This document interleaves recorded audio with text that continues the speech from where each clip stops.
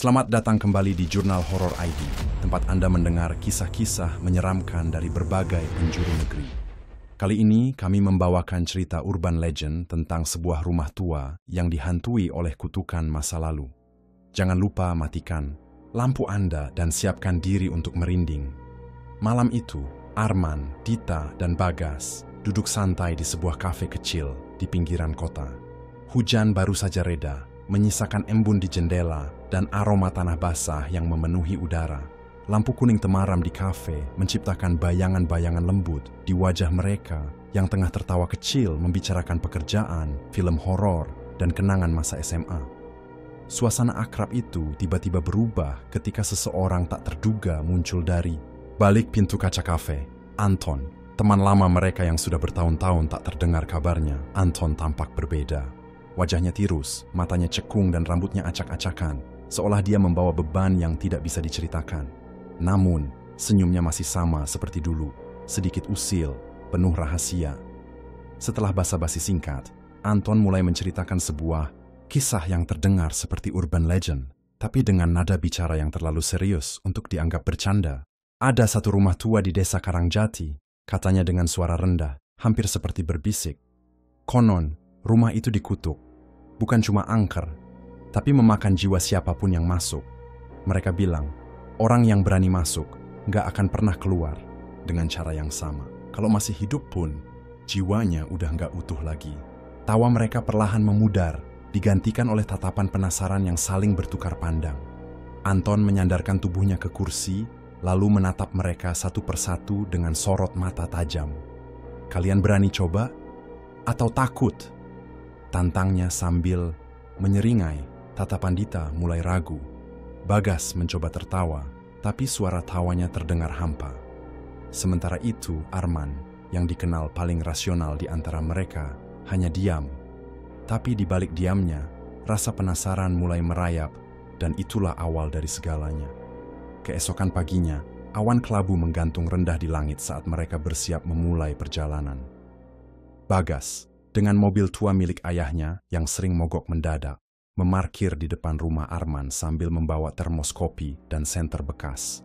Mereka bertiga, Arman, Dita, dan Bagas, berangkat bersama Anton menuju desa Karangjati, yang terletak jauh di pinggir kabupaten, nyaris terlupakan oleh peta. Perjalanan awalnya terasa biasa saja. Lagu-lagu lama dari radio menemani, diselingi canda tawa kaku yang berusaha menepis rasa was-was yang diam-diam menyelinap. Namun, semakin jauh mereka meninggalkan kota, suasana berubah drastis. Jalanan aspal yang mulus berganti dengan bebatuan dan lumpur. Pepohonan tumbuh semakin rapat di kiri kanan, menutup langit dan menciptakan bayang-bayang panjang meski matahari masih pagi. Kabut mulai turun tipis ketika mereka mulai memasuki area desa. Udara dingin merayap masuk dari sela-sela jendela mobil.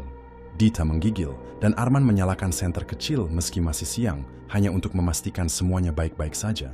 Di tengah perjalanan, mereka melewati ladang kosong dan bangunan tua yang ditinggalkan, seperti sisa-sisa zaman yang dilupakan. Sesampainya di gerbang masuk desa Karangjati, mereka memperlambat laju kendaraan. Beberapa warga yang duduk di depan, rumah menatap mereka lekat-lekat. Tatapan itu bukan sekadar heran, melainkan campuran antara iba dan peringatan. Seorang ibu tua bahkan membentuk tanda salib di dada dan membisikkan sesuatu saat mereka lewat. Anton hanya tersenyum tipis, seolah semua itu sudah dia duga. Masih bisa mundur, kalian tahu, katanya pelan tanpa menoleh. Tapi tak ada yang menjawab, karena di dalam hati mereka, rasa penasaran sudah terlalu besar untuk dihentikan. Setelah hampir 1 jam melintasi jalanan sempit dan berbatu, akhirnya mereka tiba di tujuan. Di ujung sebuah jalan tanah yang nyaris tertutup ilalang, berdirilah sebuah rumah tua dengan tampilan yang mengirimkan hawa dingin ke tulang belakang siapapun yang memandangnya.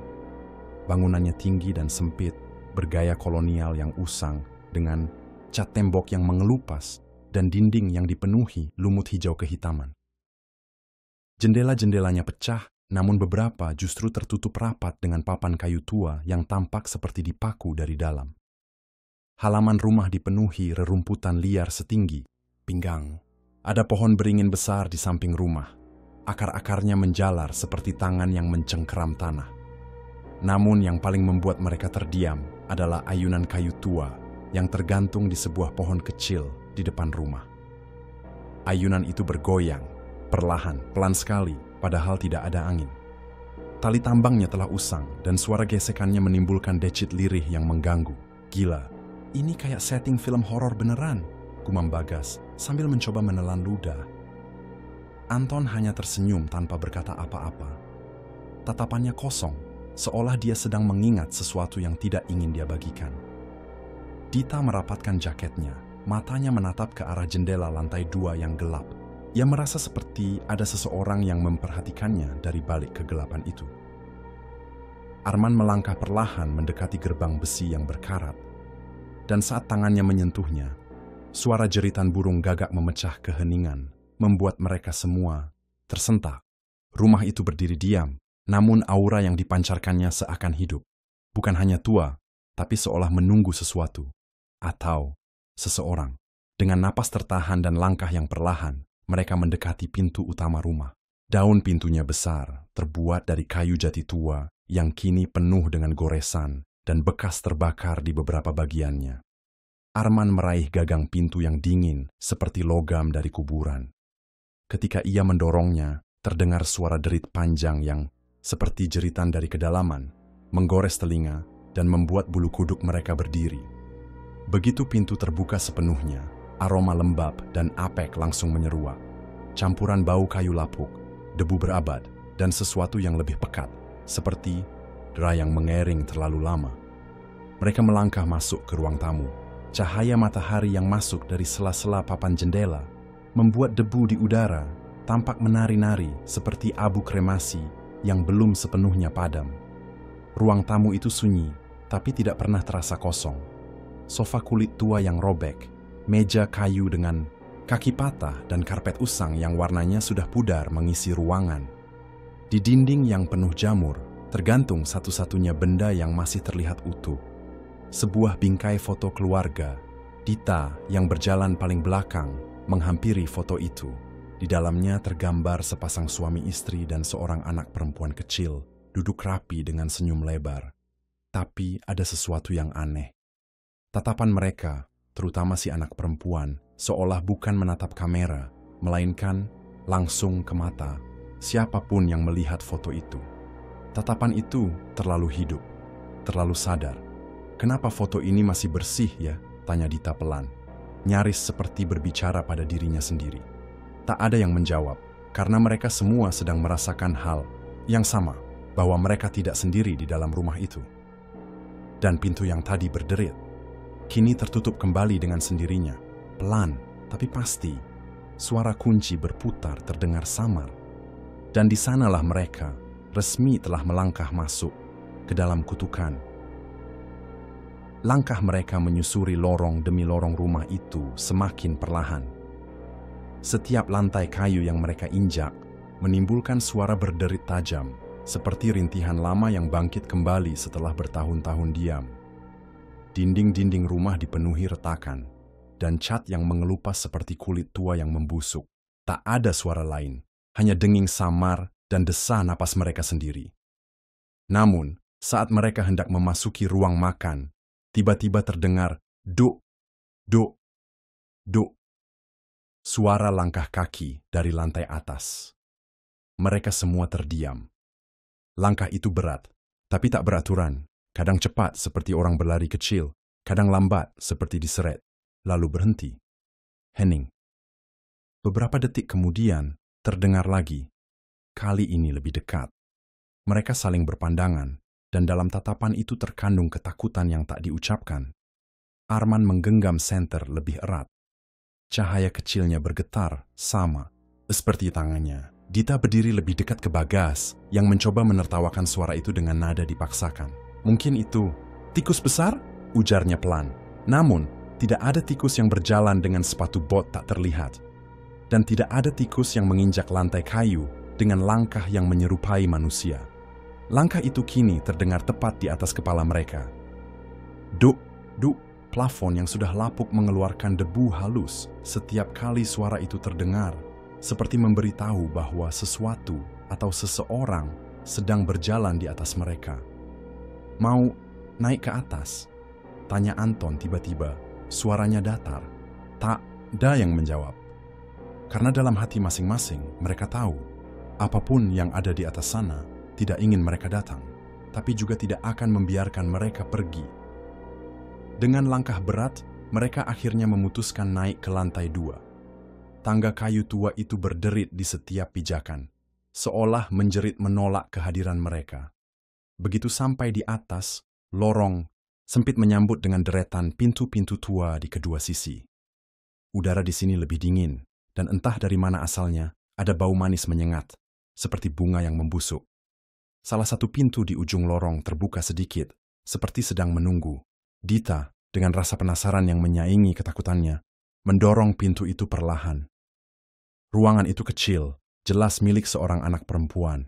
Tirai tipis dengan motif boneka tergantung lusuh di jendela, menari perlahan karena angin entah dari mana. Di dinding, ada coretan-coretan tangan kecil, terlalu banyak untuk dihitung, seperti jejak yang ditinggalkan dalam permainan yang tak pernah selesai. Di tengah ruangan, duduk sebuah boneka tua. Tubuhnya sudah usang, bajunya kotor, dan satu matanya hilang. Namun mulutnya tersenyum. Senyum yang terlalu lebar, terlalu sadar. Seakan sedang menunggu seseorang menyapanya. Dita tanpa sadar mendekat dan mengulurkan tangan. Jari-jarinya menyentuh boneka itu perlahan. Hihihi. Tiba-tiba, suara tawa anak kecil terdengar jelas di telinga mereka. Nyaring, tapi tanpa sumber yang terlihat. Dita menjerit kecil dan menjatuhkan boneka itu. Boneka tersebut jatuh dan mengguling, namun berhenti dengan posisi wajah menatap ke langit-langit. Lalu tersenyum lebih lebar.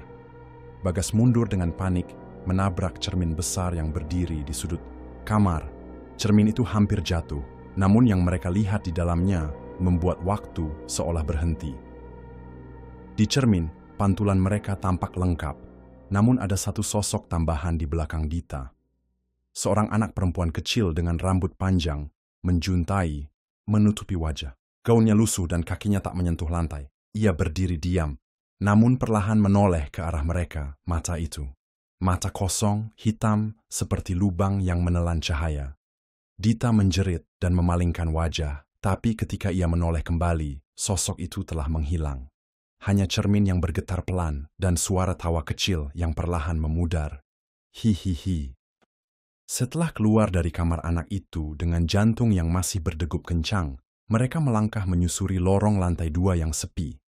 Di ujungnya, mereka menemukan sebuah pintu besar yang tampak berbeda dari yang lain.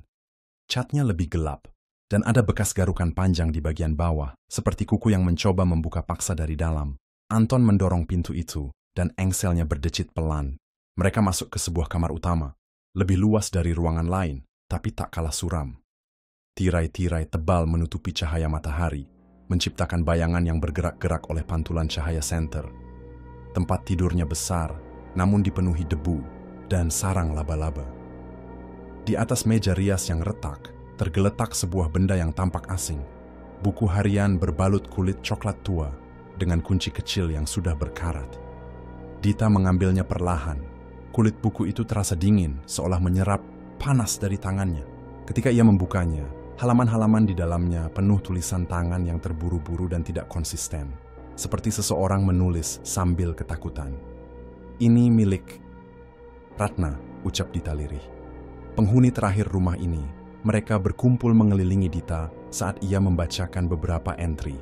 Awalnya, tulisan Ratna mencatat hal-hal biasa.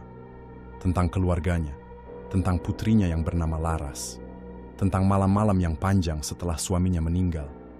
Tapi kemudian, tulisan itu berubah. Hari-harinya mulai dipenuhi keluhan tentang mimpi buruk, tentang suara-suara yang berbisik di malam hari, dan tentang Laras yang mulai berbicara dengan teman-teman tak terlihat. Setiap halaman semakin kacau, coretan, noda tinta, bahkan tetesan merah yang tampak seperti darah.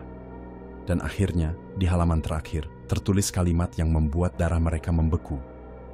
Mereka datang setiap malam. Mereka tidak akan pergi sebelum mendapatkan apa yang mereka inginkan. Di bawah kalimat itu, ada gambar lingkaran dengan simbol-simbol aneh di sekelilingnya, digambar dengan tangan yang gemetar. Siapa mereka? Tanya Bagas dengan suara nyaris tak terdengar. Tak ada yang menjawab, karena jauh di dalam hati, mereka mulai sadar. Apapun yang Ratna tulis, bukan sekadar tulisan orang stres. Itu adalah peringatan, dan mereka telah datang terlalu jauh untuk kembali. Setelah membaca buku harian Ratna, suasana di antara mereka menjadi semakin berat. Tak ada lagi candaan gugup atau tawa paksa, yang tersisa hanyalah keheningan. Piutas kewiyawared. Federica meneruskan kembali ke lantai bawah, berharap bisa menemukan sesuatu yang bisa menjelaskan lebih banyak, atau jalan keluar dari mimpi buruk ini. Arman yang berjalan paling depan tiba-tiba menghentikan langkahnya saat melewati lorong belakang dapur. Di ujung ruangan yang gelap, ia melihat satu ubin yang bentuk dan warnanya sedikit berbeda dari yang lain. Rasa penasaran membawanya mendekat, dan ketika ia mengetuknya, terdengar suara kosong dari bawah. Tanpa berkata-kata, ia mulai mencongkel ubin itu dengan pisau kecil yang ia bawa dari mobil. Setelah beberapa usaha, lantai itu terbuka dan memperlihatkan sebuah pintu kayu kecil tersembunyi di bawah tanah. Gagangnya berkarat, tapi masih bisa diputar. Dengan tangan gemetar, ia membukanya. Dan di baliknya terbentang sebuah tangga batu tua yang menurun ke kegelapan total. Sial, ini kayak labirin neraka, gumam Bagas. Dengan hanya senter di tangan, mereka mulai menuruni tangga itu satu persatu. Udara semakin dingin dan lembab, dan bau busuk yang menguar dari bawah membuat mereka ingin muntah. Dinding tangga dipenuhi ukiran-ukiran samar yang tak mereka mengerti, seperti simbol ritual atau mantra kuno yang terkikis waktu. Setibanya di bawah, mereka mendapati sebuah ruang bawah tanah yang luas namun rendah, seperti ruang persembunyian. Di sana, benda-benda aneh tersebar. Boneka-boneka tanpa kepala yang digantung dengan tali rafia. Lilin-lilin hitam yang sudah mencair dan membeku kembali, serta jejak lingkaran besar di lantai yang seperti bekas ritual. Masih tampak segar, seolah baru dilakukan semalam. Tapi yang paling mencolok adalah sebuah cermin besar di tengah ruangan. Cerminnya tua, tinggi hampir menyentuh langit-langit, dengan bingkai ukiran tengkorak-tengkorak kecil yang seperti menatap siapapun yang mendekat. Ini bukan tempat biasa, kata Anton pelan. Ini tempat pemanggilan. Mereka saling memandang, dan untuk pertama kalinya, mereka benar-benar merasa berada di pusat kutukan yang disebut dalam buku harian Ratna.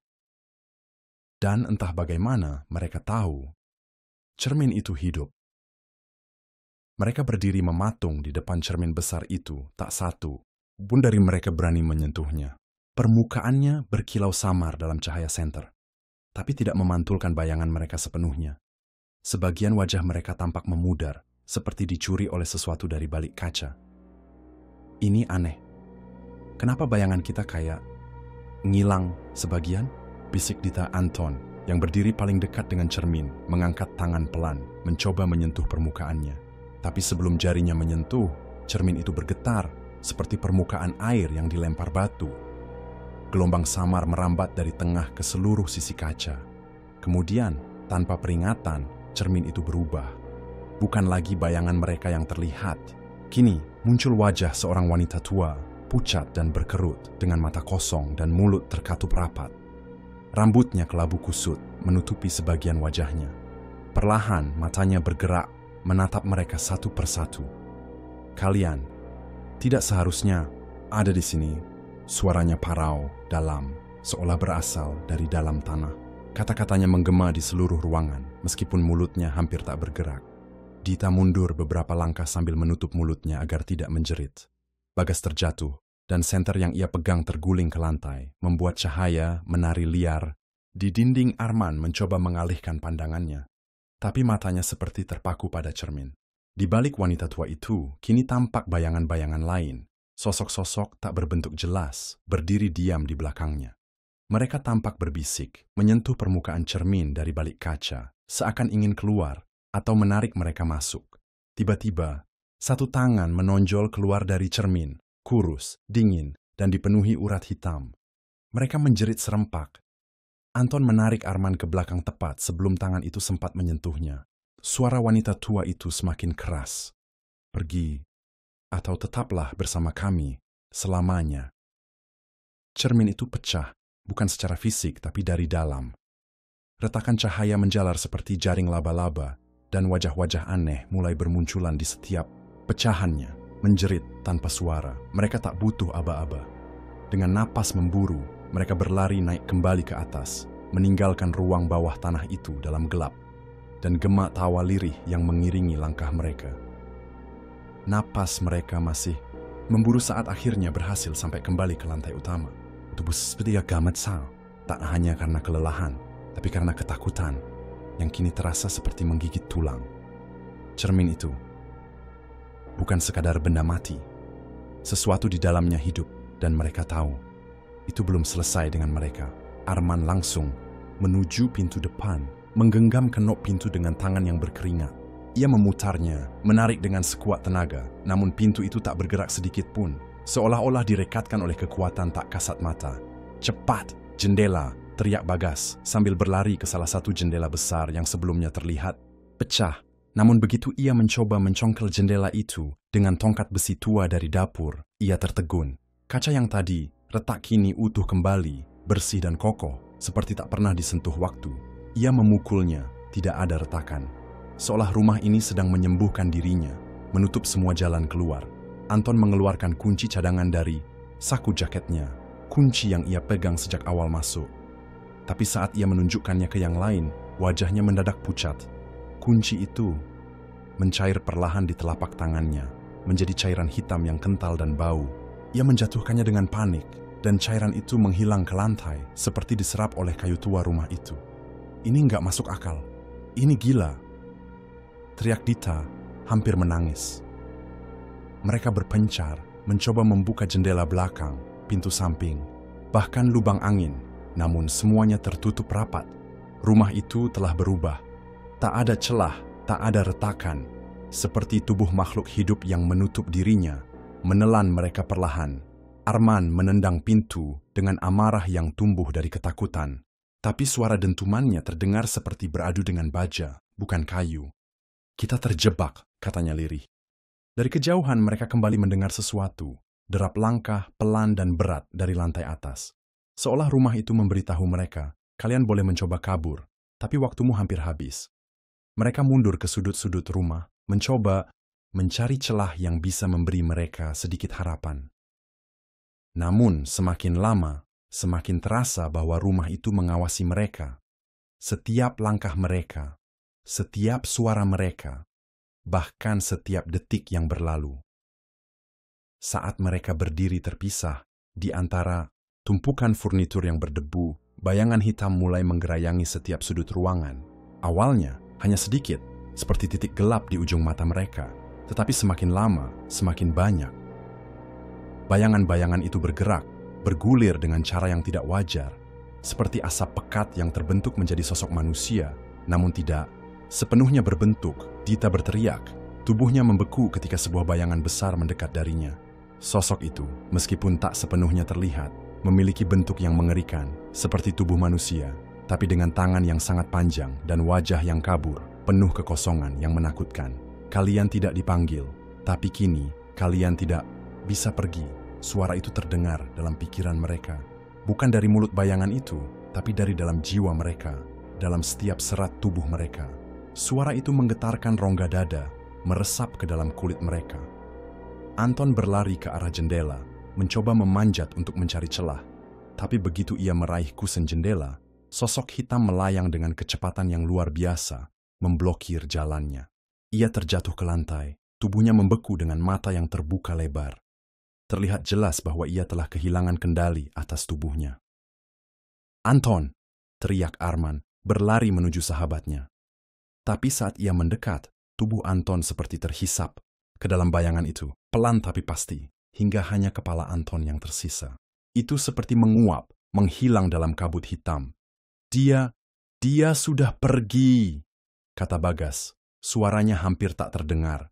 Tubuhnya menggigil ketakutan. Dita menggenggam tangan Arman, wajahnya pucat pasi. Mereka bisa merasakan bayangan-bayangan. Itu bergerak lebih dekat, semakin pekat, semakin mengancam. Keinginan untuk melarikan diri semakin sirna, digantikan oleh rasa ketakutan yang tak terungkapkan. Mereka kini tahu, mereka bukan lagi sekadar korban. Mereka adalah bagian dari permainan ini. Permainan yang dimainkan oleh sesuatu yang tak terlihat, yang telah lama menguasai rumah ini. "Tolong, biarkan kami pergi," kata Arman, hampir berbisik, Tapi suara itu tidak keluar sebagai permohonan, sebagai pengakuan akan nasib mereka yang semakin menutup. Sosok hitam itu bergerak lebih dekat, dan dengan sebuah gerakan tangan yang mengerikan, mulai menarik mereka ke arah kegelapan. Mereka berlari, berusaha menghindar dari bayangan-bayangan yang terus mengejar, tetapi semakin lama, seakan-akan jalanan dalam rumah itu terus melar. Tidak ada pintu, tidak ada jendela, hanya lorong-lorong gelap yang tampak tak berujung. Seperti berada di labirin tanpa akhir, di mana setiap belokan hanya membawa mereka ke tempat yang sama. Setiap langkah mereka terasa lebih berat, seperti ada yang menarik mereka kembali ke dalam rumah. Mereka tahu, mereka bisa merasakannya, bahwa ini bukan lagi sebuah rumah biasa, ini adalah dimensi yang terperangkap, dan mereka adalah bagian dari perangkap itu. Tiba-tiba, suara jam dinding terdengar. Lantunan detakan jam yang keras, 7 detik sekali, membuat suasana semakin menegangkan. Mereka menoleh ke arah jam tua yang tergantung di dinding. Jam itu bergerak dengan kecepatan yang aneh. Jarum jamnya terus bergerak tanpa henti, tetapi tak pernah maju. Seolah waktu itu terhenti, tetapi jamnya terus berdetak, menggema dalam kesunyian yang semakin dalam. Arman merasakan ada sesuatu yang tak beres. Kenapa ini terasa seperti sudah berhari-hari? Apa yang sedang terjadi? Katanya, matanya mulai berkaca-kaca. Dan waktu di luar rumah terasa terdistorsi. Seperti mereka telah terjebak dalam dimensi yang terpisah dari dunia nyata. Dita mengerang, jatuh ke lantai dengan tangan yang memegang kepalanya. Apa ini? Kenapa tidak ada yang berubah? Kenapa waktu? Oh, kenapa bergerak? Teriaknya, hampir kehilangan kendali. Tangannya menggenggam udara kosong, mencoba meraih sesuatu, apapun yang bisa mengembalikan mereka ke dunia nyata. Bagas, yang masih duduk di sudut, menatap kosong ke arah jam, matanya tak berkedip. Ini, seperti kita sudah berada di sini selama berbulan-bulan, tapi tak ada yang berubah. Waktu berhenti, kita terjebak di tempat ini. Saat mereka berdiri terdiam, ketakutan merayapi jiwa mereka. Perasaan hampa, perasaan bahwa mereka telah kehilangan kendali atas waktu dan tempat, semakin menenggelamkan mereka dalam kegelapan. Mereka tidak bisa keluar, tidak bisa melarikan diri. Rumah itu telah mempermainkan waktu, dan mereka hanyalah kepingan kecil dalam puzzle yang lebih besar. Satu hal yang mereka ketahui pasti, mereka tidak bisa keluar sebelum rumah ini menginginkan sesuatu darinya. Dan malam itu, waktu pun berhenti. Mereka terjebak dalam lingkaran tanpa akhir, waktu yang terperangkap, dan rumah yang terus mengawasi. Setelah berjam-jam berjalan tanpa tujuan, suasana semakin mencekam. Ketiga sahabat itu mulai kehilangan harapan. Mereka berhenti, bersembunyi, di sudut ruang bawah tanah yang gelap. Tiba-tiba, sebuah suara gemertak terdengar, membuat mereka semua menoleh dengan ketakutan. Itu suara langkah kaki, bukan milik mereka. Anton. Namun, saat sosok itu muncul di ambang pintu, mereka terperangah. Anton, yang sebelumnya menghilang secara misterius, kini muncul dengan wajah pucat dan mata kosong. Tidak ada senyum di wajahnya, hanya ekspresi datar yang menakutkan. Tubuhnya terlihat lemah dan kurus, seolah-olah waktu dan kehidupan telah mengikisnya, meninggalkan hanya cangkang manusia. Anton? Tanya Dita dengan suara gemetar. Masih tidak percaya dengan apa yang ia lihat. Anton tidak menjawab. Ia hanya mengangkat tangannya yang gemetar dan menunjukkan sebuah papan kayu kecil yang terukir dengan ukiran aneh. Ukiran itu tampak hidup, seakan bergerak perlahan di atas permukaan kayu, mengeluarkan simbol-simbol yang tidak mereka kenal. Semakin lama, simbol-simbol itu semakin terlihat jelas dan semakin menyeramkan. Arman berusaha mendekat, tapi sesuatu membuatnya ragu. Ada sesuatu yang aneh di sekitar Anton. Anton, apa yang terjadi padamu? Kamu harus menjelaskan ini. Anton mengangkat tangan dengan lambat, dan dengan suara serak, ia akhirnya berbicara. Tapi kata-katanya tidak terdengar seperti dirinya. Mereka datang setiap malam. Mereka ingin lebih dari apa yang mereka ambil. Mereka ingin kita. Suara itu terdengar begitu dalam, begitu asing, seperti suara yang datang dari jauh, dari dunia lain, bergaung dalam pikirannya. Dita mundur langkah, hampir terjatuh saat Anton mengulurkan papan kayu itu kepada Arman. Di tengah ukiran itu, terdapat Syabechan yang tampaknya ditulis oleh tangan yang tidak manusiawi. Sebuah bahasa yang tidak dapat mereka mengerti.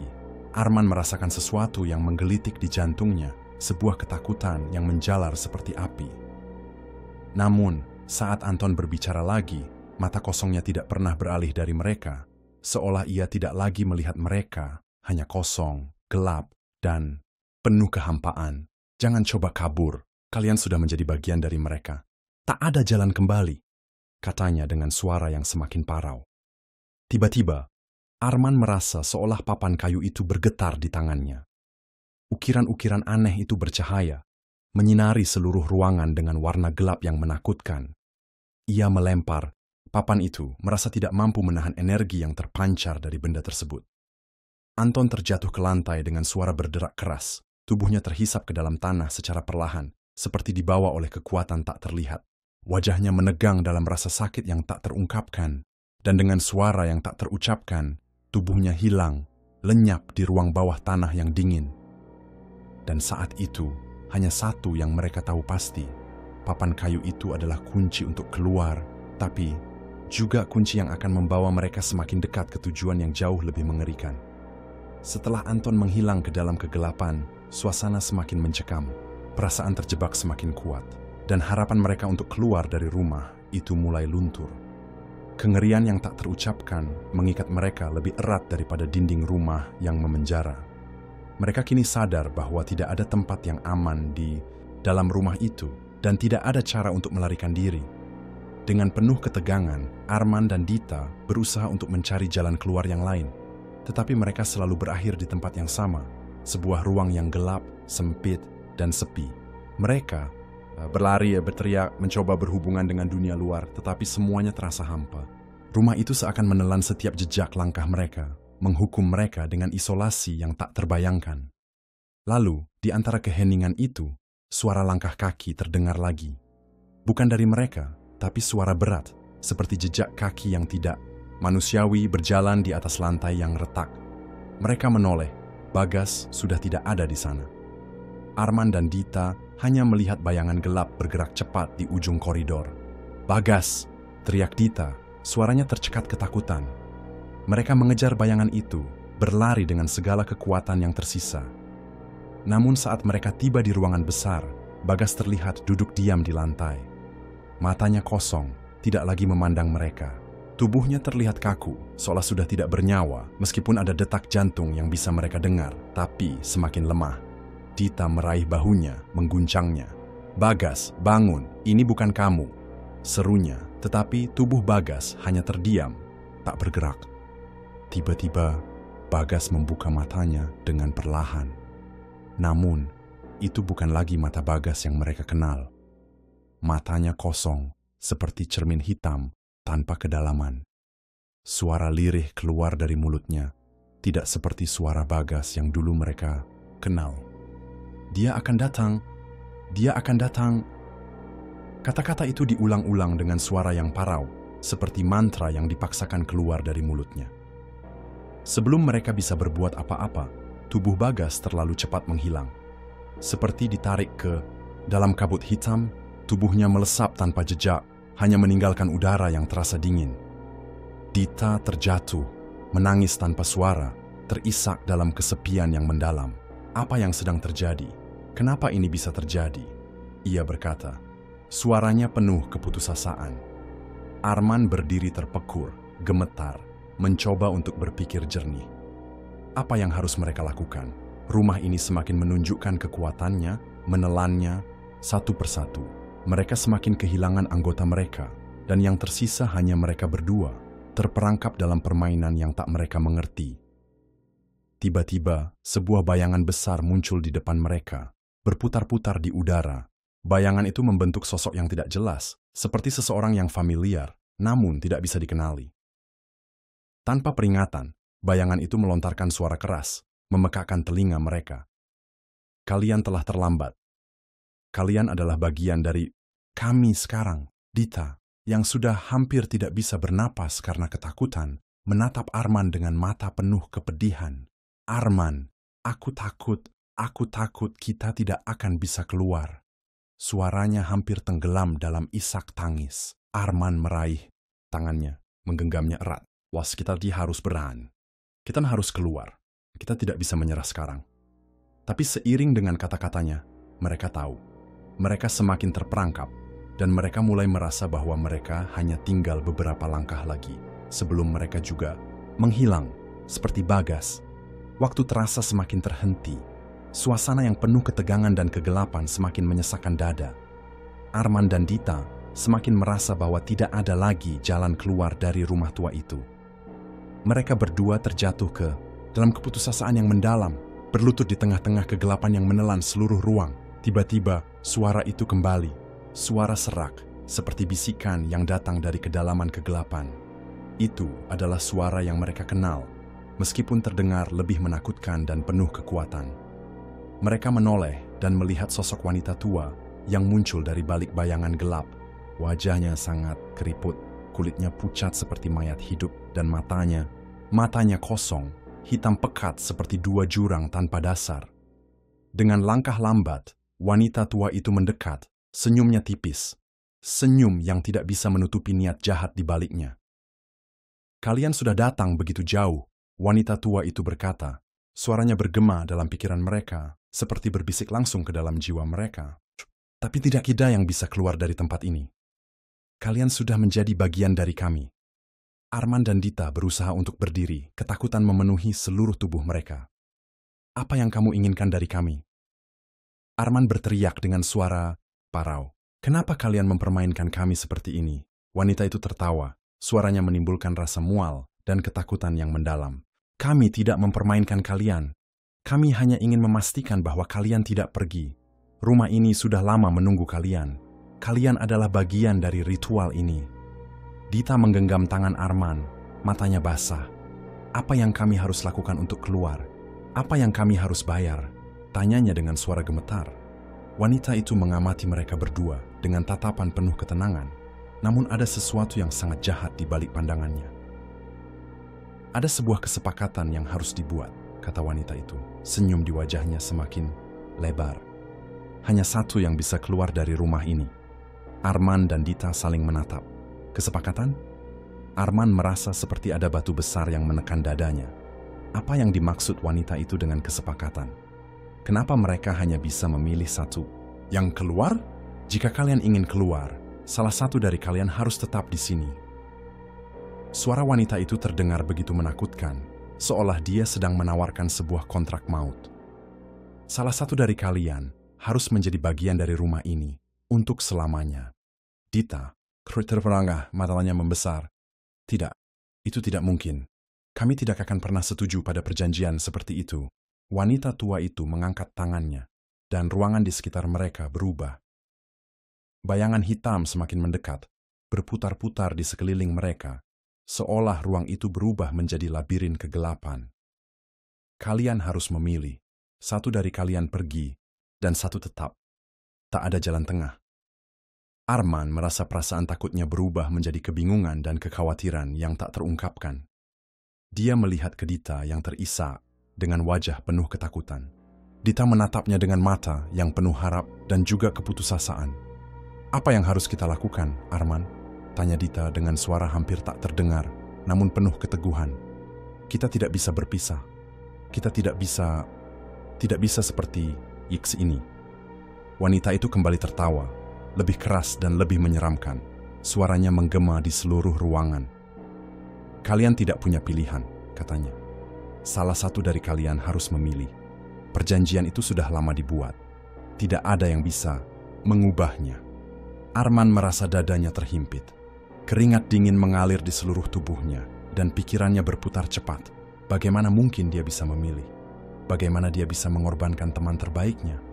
Tapi jika tidak memilih, apakah mereka akan terjebak di sini untuk selamanya? Dita, dengan mata penuh air mata, akhirnya berbicara. Suaranya gemetar, namun penuh keputusan. Arman, kamu harus pergi. Aku akan tetap di sini. Aku akan tetap di sini untukmu. Jangan khawatirkan aku. Arman terkejut. Tidak, aku tidak bisa meninggalkanmu, teriaknya. Namun Dita menatapnya dengan tatapan yang sangat serius. Kamu harus pergi. Aku bisa bertahan. Aku akan baik-baik saja, kata Dita dengan penuh keyakinan. meskipun ada rasa takut yang begitu mendalam di matanya. Wanita tua itu melangkah maju, membuka pintu utama dengan satu gerakan tangan, dan dengan suara yang seram berkata, "Pintu itu sudah terbuka untuk yang terpilih. Pergilah, Arman." Keheningan menyelimuti ruangan setelah wanita tua itu membuka pintu utama. Pintu itu terbuka lebar, seakan menunggu Arman untuk melangkah keluar. Udara di sekitarnya terasa lebih segar, seolah dunia luar menawarkan kebebasan yang begitu diidam-idamkan.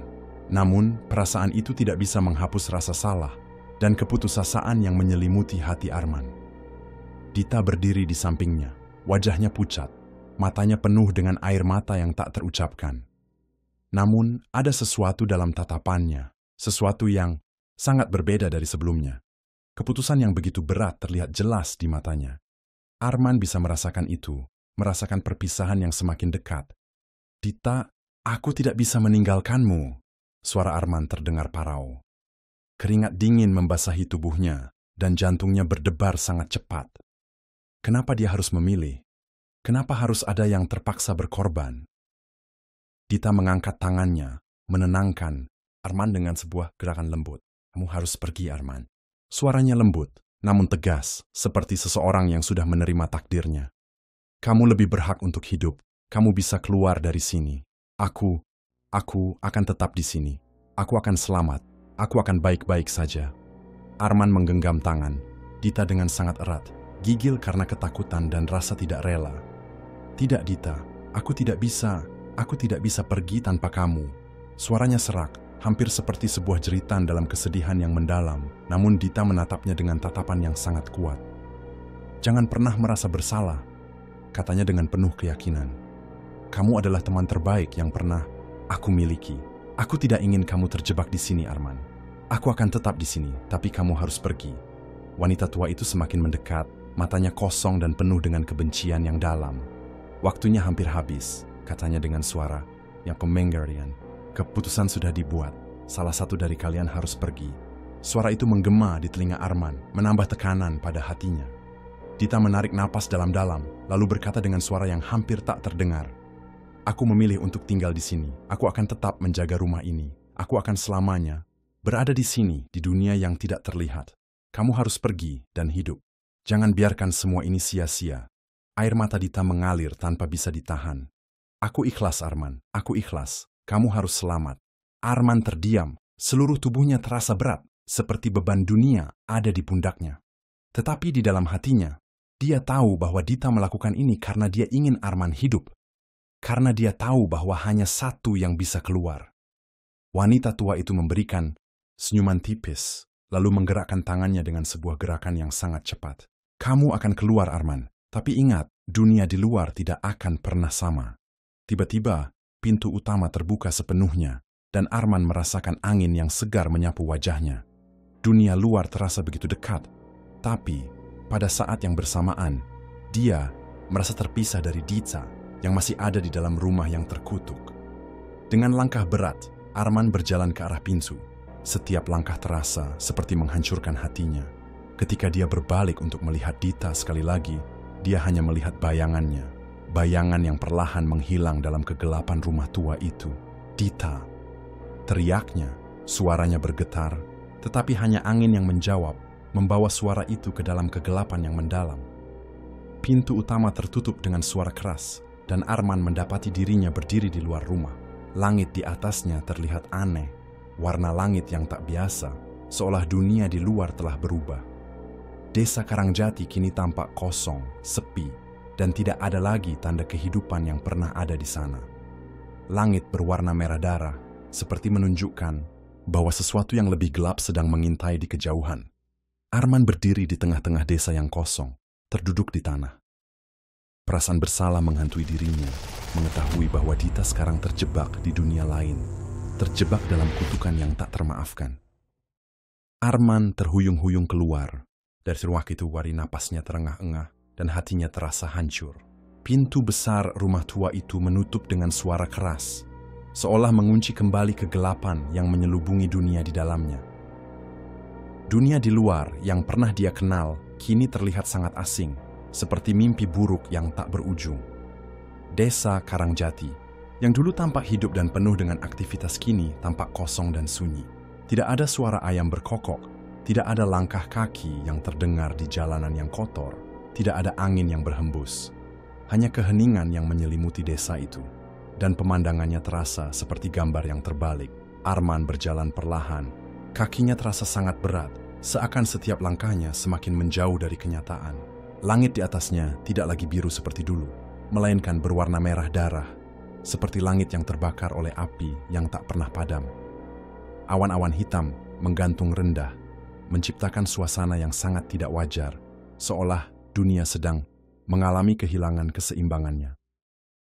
Dia berusaha mengingat kembali kenangan tentang desa ini, tentang tempat-tempat yang dulu ia lewati, tentang warga desa yang pernah menyapanya dengan ramah. Tapi saat ini, desa itu tidak mengenalinya. Tidak ada jejak manusia di jalanan, hanya rumah-rumah yang tampak kosong dan terbengkalai. Di kejauhan, dia melihat sebuah gereja yang dulu tampak kokoh. Sekarang hanya tersisa runtuhan dan reruntuhan, batu yang hancur. Semua yang ada terasa abstrak dan asing, seperti tidak pernah menjadi bagian dari dunia yang ia kenal. Arman menatap tangan-tangannya, merasa tak percaya bahwa ia berhasil keluar dari rumah itu. Namun, kebebasan yang ia rasakan ternyata lebih menakutkan daripada penjara yang dia tinggalkan. Ada sesuatu yang salah di sini, sesuatu yang tidak bisa dia pahami, seolah waktu dan ruang telah terdistorsi. Dia melihat sebuah jam tua di salah, satu rumah yang berhenti bergerak meskipun jarumnya tetap berada di posisi yang sama. Jam itu tidak bergerak, seolah waktu telah terhenti di desa itu. Berapa lama aku berada di sana, pikir Arman, bingung dan tertekan. Semua yang terjadi di rumah itu terasa seperti mimpi. Apakah itu hanya khayalan? Apakah Dita masih ada? Tiba-tiba, dia merasakan kehadiran sesuatu di belakangnya. Dengan cepat, ia menoleh, tetapi hanya kesunyian yang menyambutnya. Namun dia merasa ada mata yang mengawasinya, seperti ada sesuatu yang mengintai di setiap sudut desa yang kosong ini. Arman merasa ada ketakutan yang lebih besar yang menyelimuti hatinya. Apakah dia benar-benar keluar, atau apakah dia hanya terjebak di dalam dunia yang berbeda, dimensi yang sama sekali lain? Semua petunjuk di sekitar desa ini menunjukkan bahwa waktu telah bergerak lebih cepat, lebih jauh daripada yang dia kira. Dia mengambil beberapa langkah lebih jauh ke tengah desa, berusaha untuk mencari seseorang, siapapun, untuk mengonfirmasi bahwa dia tidak gila, bahwa dia masih berada di dunia yang sama. Namun semakin dia berjalan, semakin dia merasa bahwa semuanya telah berubah. Desa ini tidak pernah seperti ini sebelumnya. Tak ada orang yang dikenalnya, tidak ada suara kehidupan, hanya keheningan yang menekan. Tiba-tiba, sebuah suara lirih terdengar di angin malam, sebuah suara yang sangat familiar. Arman. Suara itu terdengar begitu dekat, namun juga begitu jauh, seperti bisikan yang datang dari tempat yang tak terlihat. Arman berhenti sejenak, menoleh dengan cepat, mencoba menemukan sumber suara itu, tetapi hanya ada kegelapan dan kesunyian. Dia merasakan tubuhnya diliputi rasa dingin yang tak bisa dijelaskan. Dita, panggilnya dalam hati, suaranya teredam oleh ketakutan yang menggelora. Apa yang telah terjadi pada dunia ini? Arman merasa seperti dia baru saja menginjakkan kaki di dunia yang berbeda. Dunia yang telah berubah selamanya. Dunia yang tidak lagi mengenal waktu dan tempat. Saat itulah, Arman menyadari sesuatu yang mengerikan. Dunia luar yang ia masuki adalah dunia yang telah berubah karena pilihannya. Dita masih ada di dalam rumah itu, dan dunia yang ia tinggalkan telah berubah menjadi tempat yang asing dan terkutuk. Tempat yang tidak bisa lagi dipahami oleh orang-orang biasa. Apakah dia bisa kembali untuk menyelamatkannya? Pertanyaan itu terus mengiang di pikirannya, namun jawabannya terasa semakin tidak mungkin. Arman berdiri di tengah-tengah desa yang telah kehilangan segala kenangan masa lalu, merasakan rasa bersalah yang semakin menghantui dirinya. Dunia di luar tidak lagi familiar.